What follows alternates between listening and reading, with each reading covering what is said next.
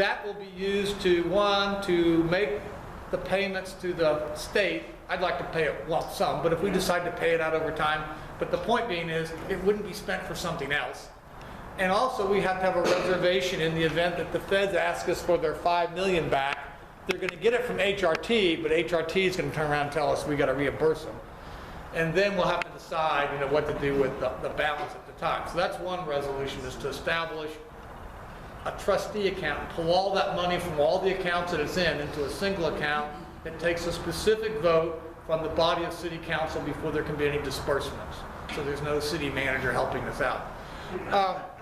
Then the second resolution captures all the funding, all the taxes, including the reallocation of revenue taxes, which you could make an argument that we didn't raise taxes for the purpose of light rail in that case.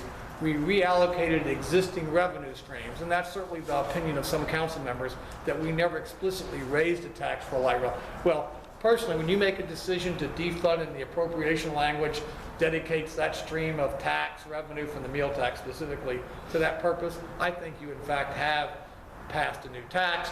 But there are two reasonable schools of thought on that, and I'm not saying that that's not without some logic. I just don't agree with it, but there's some logic there. The 1.8 cents of the real estate tax that we enacted and the $5 decal fee were clearly taxes that previously did not exist, revenue that previously was not being collected out of the economy, and clearly. So, but my resolution has, which I've worked somewhat with party VBTA members to help craft and get their thoughts on it, talks about all that and says to repeal that tax, to repeal it. And now if council wants to go and reinstitute these taxes, well then let's have a debate on what that public purpose is, and based on what the public purpose is and what else we've done with the other money that we collect, maybe I might vote for something, maybe I won't. But I've often said, when someone says they're raising your taxes for schools or for police, that's never true, or hardly ever true. What they're really saying is, they should say, there's something further down, because public safety is our #1 priority. So there's clearly something further down on the funded list that's less important than public safety, and that's what you're really funding. That's what you're really funding, is the things they don't want to make visible because no one will buy that. Well, that's the part of the list I want to talk about. What's at the bottom of the list? Because I have to make sure that the last dollar we spend, or think we want to spend, is more important in a collective sense than the next dollar we take from you and what you're using it for. Because that really is the debate. What are we willing to sacrifice for? Because it is a sacrifice. What are we collectively willing to do without so that we can buy some additional public consumption that we all agree that it's worth the investment, because it's all not about living today. We really have an obligation to the future, whether that's roads or schools. Americans are inherently not selfish, but they're inherently not foolish. And they know when they're being flim-flam and you're wasting money over here, but you're buying dessert and you're asking me to pay higher taxes for the main course. That's just not right. And that's why I think this council's never gone back and asked people for referendums, because rightfully so, people are going to say no. And just like on light rail, the council wasn't listening, they're tone deaf, and the bureaucracy, they're all into the urban planners. We know we all want to open up our front door and smell the hamburger shop below us, and that's how we all want to live. And if we don't want to, they're going to make us like it, and they're going to make us pay for it. Well, clearly, the voters said, no, that's not what we want. That's not the Virginia Beach we want. And now they're coming to grips and asking us, well, you told us no on that. What do you want?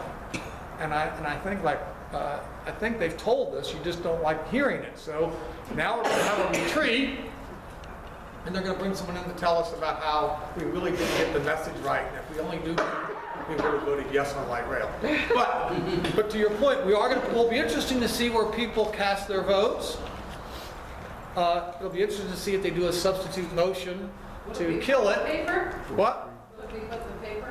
Matter of fact, I will have a picture of them tonight and post it on Facebook of the two resolutions, but they'll be on the 21st. But the council members, I don't like surprises. Matter of fact, I put a letter on the cover letter. I told each council member, here are my two resolutions I talked about prior Tuesday.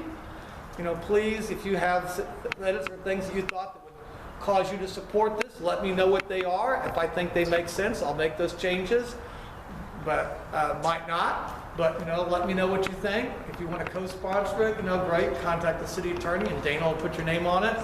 But they're like me. They get voted on by the public. They're not accountable to me. They don't work for me. I'm putting something out. If they think it has merit, they'll vote for it. If they think it doesn't, they'll provide their reasoning. And in the end, you judge the council members. I don't. Yes, Reed. So I have a question and I have a comment before my question. You said that it was important that we should ask the question what we are willing to do without. During the non-televised portion of City Council, I came before City Council and I requested the Virginia Beach City Council remove the $275,000 a year that we subsidize the $5.5 million budget of the Neptune Festival. We can certainly do without $250,000 going to a Neptune Festival that only serves for that low-wage job at the oceanfront. I've heard nothing back, but I just want to reiterate, if you're looking for things to cut, there's a good place to start. My question has to do with a discussion I had with the city manager and Bruce Thompson. The city held a public briefing on the changes proposed to the Cavalier Hotel to close Atlantic Avenue to build a valet parking area for Mr. Thompson's hotel project. In that meeting, the city manager talked about how the increase in revenue from the new hotel and the timeshare and the old Cavalier was going to pay or net a profit to the general fund of $5 million a year. And on the basis of that, the $2.5 million for the closure of that was completely paid for out of the project. I then asked the city manager, isn't it true, and this is where my question goes to you because I'm confused now from his answer, and I'm actually looking for some help from you. This isn't a statement, it's more, I don't understand what he's telling me. So, the city council agreed to set up a special district at the oceanfront, and it has two funds called the TIP and the TAP. The TIP is the Tourism Investment Fund, and the TAP is the Tourism Advertising Fund. And as I understand it, it's like a tax incremental finance district around this resort area, and the increased revenues from investment flow back into this TIP fund, which is then controlled by a group of oceanfront lobbyists spent solely on the oceanfront. In addition to that, I learned that we've launched something called the Vibe District. Right. I'm very confused, so I don't really understand what that is, but that also is at the oceanfront. Right. So my question is, the city manager said that the money from Bruce Thompson Hotel goes into the general fund. Isn't it true that that money actually ends up being reinvested in the oceanfront, or why not? Okay, there's a lot of pieces there, and I'm going to try to start because you've raised a lot of points. Okay. First of all, the TAP and the TIP fund is not exclusively financed from revenues within the resort area. No, it pulls the meals tax from the whole city. Let me answer your question. Okay. You asked it. Just give me a chance to walk that through, and if you wait till I finish, I think I can get most of your stuff answered. All right. So in that sense, it's not a TIF. It's not tax increment financing district. They are not. Number one. There are meal tax revenues, room tax revenues, an amalgam of revenue streams that are not unique to that area that go into those funds. So therefore, they are not. And there's no real estate tax revenue directly that goes into those funds. There's no real estate revenue. So that's one piece. And yes, those funds are going to use to finance things like parking garages at the ocean front and those kind of things. So that's like saying that if we created a Bay Colony resident fund, our Stratford Chase Fund, and we said, we're gonna take a portion of all the meal tax raised in the Kinsville district or the Beach district, and it's only gonna go to do certain improvements in this area because that's gonna help those houses go up in value, and ultimately the city benefits from that block. That's, the logic of this is just amazing. But those are things that do. So now if you look and say, okay, well, you would have to say, well, now that we have these funds, show me the metric that say these funds work. Because that would mean that if they're generating all this funds to the general fund, you would think at some point in time, you would see a dividend. You wouldn't think that we would then have to raise the cigarette tax a while back to buy $50,000 worth of radios or whatever it was at the time for ambulances. If all these funds are doing all that they said they do in terms of increasing the city's unrestricted general fund, why do we have to increase the business personal property tax 40 cents? That's going to $4 on your cars, basically residents paying that, to buy breathing apparatuses for firefighters that we said we needed to sustain a revolving fund, and 2 years later we didn't need a revolving fund and then we used it for something else. And we wouldn't, so if these funds are working, how come is every time we need something, we can only do it by raising taxes on residents? So I rest my case as to how the logic of the underlying philosophy of those counts work. Also, the occupancy rate at the beach has not changed over a 20-year period. It's roughly about 65%. We have more rooms. They are charging a higher dollar value for rooms, but in the end, show me the metric where the output is making a difference, and show me the appreciation of hotels relative to the appreciation of homes. Homes are faster, so maybe we should be investing more in houses than in hotels. We might make more money. But nonetheless, I'll leave that where it is. Then you ask me about the difference between what is the Vibe district. I didn't vote for that either. It's another subsidy. It now says if you're in this district, 19th to 7th Street, Pacific Avenue going back this way, this allows people to both live in their home and have some businesses too, whether it's a small print shop, artsy thing, whatever, different restaurants. Oh, and by the way, you can get a rebate on your stormwater management fee. You can get some rebate on your property taxes for certain level improvements. You can get a rebate on your fees for permits and inspections and building fees. So once again, read a subsidy. So at the same time, while we told kids, sorry, we can't help you with your skate parks, you're going to have to raise the cost of your skate park by $65,000, which we did. That's 2 budgets back, I believe. Don't hold me to that. Could have been last, I think it's 2 budgets back. But we could give $50,000 for advertising for the Vibe District. Oh, invest in our children, invest in people who should dig into their own pocket and advertise their own businesses. We're not doing an advertising for Pembroke District. We're not doing for businesses in Centerville. We're not doing a thing at Newtown Road, so why are they so special? I would love for someone, not this council, to pick some place to do a true accounting of all the costs, all the investment, debt service, and that block of oceanfront, and then say, now what is the revenue that doesn't go back into one of those trustee accounts? That was my question. Trustee accounts, and then what truly is the net that comes out that's truly available to the general fund, and say, and I mean counting the cost of putting the cameras at the ocean front, all that public safety, adding that all up, and I don't know, but I believe that it's much less net return than what people would suspect. But we've never had that accounting, and they are not collecting revenue so that anyone can even ask the question and query it, because it would take, a small army of manual labor to make it happen. So I think there's a reason why it's hard to do, because no one wants anyone to know. What are the dimensions of the Vibe area? Well, I believe it's from 17th Street, and I think might even count the south side. 17th Street, I think, to 22nd Street. I think that's like the toll road part, back to the Pacific, back to where the convention center is. The dome area is. Dome area plus, there's an area around that.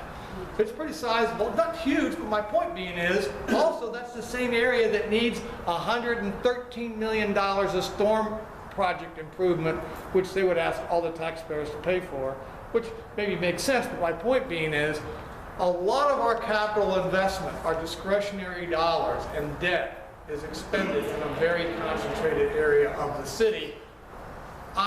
Whether it nets the return they say it does, I don't know, because there's been no independent, truly independent capture every single line item of cost. Does that mean it's not a vital part of our city? And I'm not saying that. I'm just saying is the resort industry is like any other industry. It should pay for its capital improvements that it needs, its advertising. That is not a public expense. And I go back to the days when Sidney Kellum and the good old boys of the day wrote the city charter to merge the county and the city. Their concern at the time was that that resort area would saddle then farmers, because that was the dominant part, with a lot of debt to pay, right? So they put a provision in our charter, which is a covenant between the General Assembly and the people. It's not a covenant with the city council or the city bureaucracy. It's the people, that the city couldn't borrow more than $10 million a year plus the amount of debt that they had retired without going to referendum. That's called charter debt.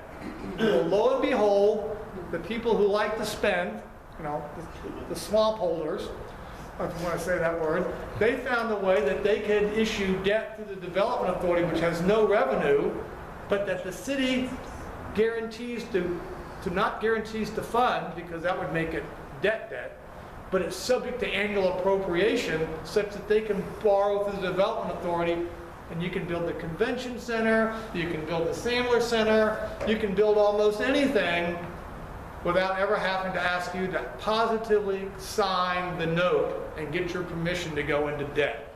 Is it legal? Yes. Is it unethical? Yes. Does it violate the intent of our charter? Yes. But the public voted those people back in.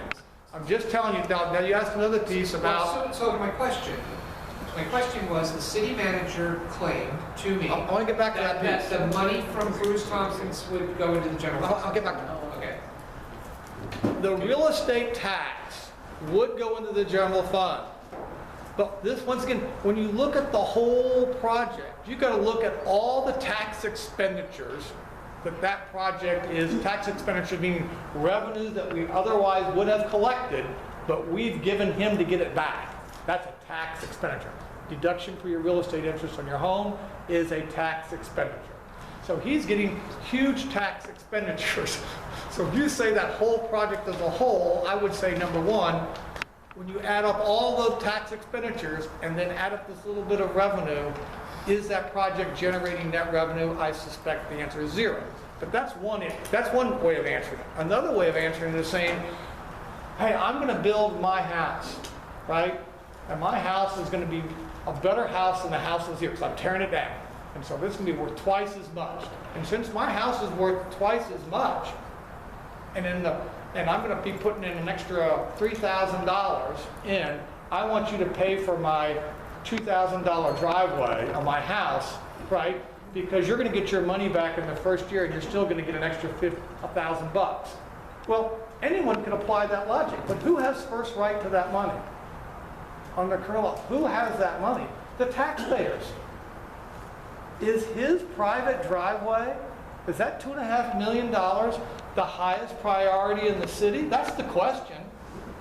And first, and in principle, should government ever be expending focused public money for the benefit and exclusive benefit of one private individual?